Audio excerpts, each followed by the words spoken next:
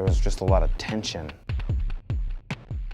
Maybe also because you were always very interested in folk and folk music, that they seem to fit better there, maybe because the whole tradition is a little bit more different than. Well, I don't you know, I think that I think there's a really strong, you know, obviously the folk tradition in America is really strong, you know, and I mean folk, you know, folk is just memory, you know, and you know, it comes from Ireland, you know, there's a lot of music but it comes from all over the place, you know.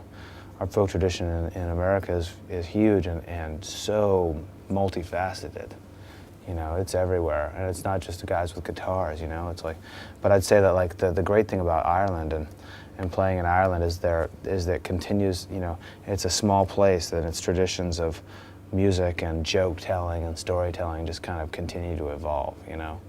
Fast, like, you know, they're like 10 years ahead of us in their language technology, you know, saying exactly what they mean. So maybe you are a bridge between Ireland and singer-songwriters from the United States. Maybe, yeah. I've certainly learned a lot from being there, and a lot that I can kind of take home and work into shows and work into albums. Yeah. Okay. According to you, who are the great singer-songwriters of our time? Yeah, well. Who do you think that are? Yeah, right now, like, well, you know, there's the big people that we don't even need to mention, but then I think there's others like, you know, Gillian Welch, Joanna Newsom, you know, Lupe Fiasco, Jay-Z. Why them? What? Why do you call them? Great songwriters? Yeah, because why? Because I think they are. I think they are. Like, yeah, maybe there's a little bit more to it that what attracts. Well, I think that, you know, being able to say what you mean, or being able to say something creatively, like that you would never have thought of before. You know, like, you know, something, keeping things simple while being able to like really, you know. I think, you know, songwriting a lot of times is like, or good writing is like you're looking down. You're looking into a kaleidoscope, you know. You're looking down through like a narrow tube at something that seems a lot bigger, you know, once you look in.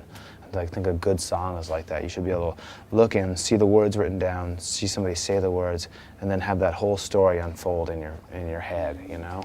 And I think that's really tricky, and the best people do it, and it just looks effortless, you know. I think that's incredible, you know.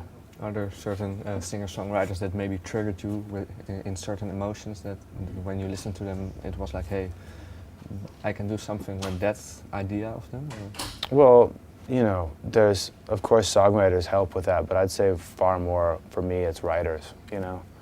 Like, it's sort of, I think it's kind of too easy to say like, oh, and it's, you know, people say that all the time, oh, well, this is like that, and this is like that, you know, but it's not, you know. On the surface, it's me singing a song, you know, but it's not, you know, but those guys didn't write this song, you know, this is my song, you know, and if they could have written that song, they would have, you know, but it's mine and I wrote it. So I feel that that's, you know, for me, a lot of times it's much more about writers, you know, and of course there's amazing songwriters out there, but the world is so much bigger than that.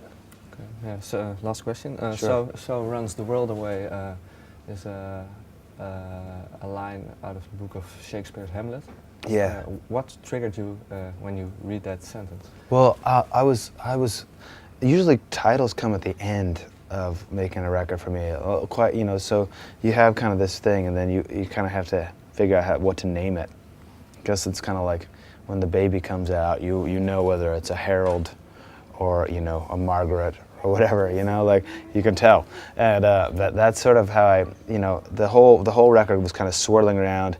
I was listening to the songs a lot and realizing kind of what I've been writing about, and it was really, so I kind of came to Hamlet. I mean, I've always, you know, it's like Shakespeare is everywhere, but like, but Hamlet is, you know, I kind of came to Hamlet because it seemed like he was, he had some of the same sort of things swirling in his head as we're in this record, which was like kind of, there was just a lot of tension, you know, a lot of tension and a lot of like, you know, trying to figure out what you know, there was a lot of like looking to science or looking to like, you know, wondering there are more things, you know, in heaven and earth, you know, this beautiful idea that like that there's so much to like look at and discover, and So Runs the World Away felt like it was a really great reference to all the kind of spinning worlds in the songs that sort of were showing up in the songs. So it just sort of, and then I liked that you know, some must watch while some must sleep. I was like, I like that whole thing. That you know, it was like somebody watching a play. Okay, thank you very much. Great, thanks a lot, man.